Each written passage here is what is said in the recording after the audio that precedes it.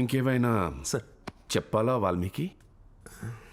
ఇంకేముంటుంది సార్, కుర్రతనం కొద్ది మావాడేదైనా తప్పు మాట్లాడుంటే పెద్ద మనసుతో మన్నించండి అంతే. అంతే అంతే సార్. అంతేనా?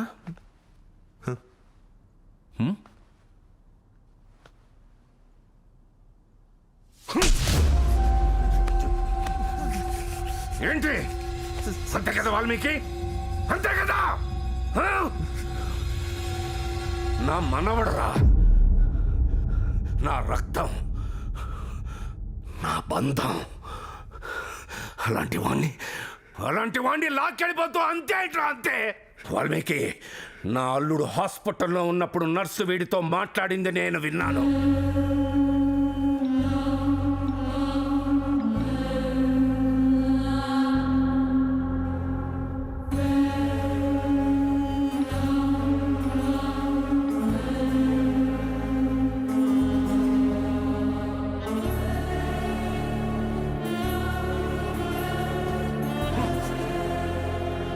అల్లుడు వీడు నీ కొడుకు, నా ఆస్తికి వారసుడు.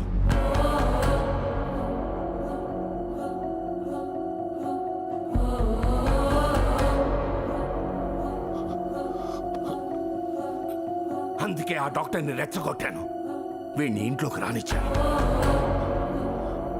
ఈ ఇల్లు, ఐశ్వర్యం, అమ్మ, నాన్న, వీటిలో ఏ ఒక్కదాని కోసమైనా నిజం చెప్తాడేమో అని ఇన్నాళ్ళు ఎదురు చూశాను. వీడు చెప్పాలా?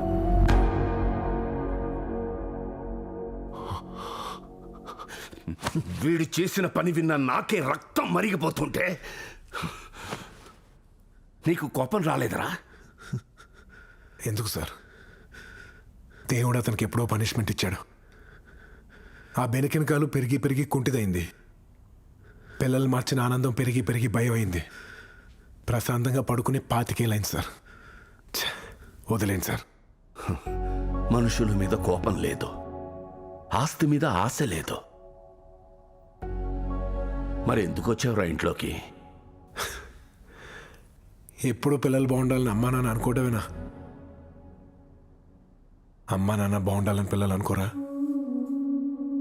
25 ఏళ్ళ తర్వాత వీలే మా అమ్మా నాన్న అని తెలిసాక, అది వాళ్ళ కష్టాలు ఉన్నారని తెలిసాక అసలు ఏం పట్టినట్టు అలా వదిలేసి వెళ్ళిపోతాం సార్. నేనైతే వదలను సార్. మా నాన్న వెనక నుంచి తిట్టుకున్న వాళ్ళు ఆయన ముందుకొచ్చి కాళ్ళు పట్టుకోవాలి.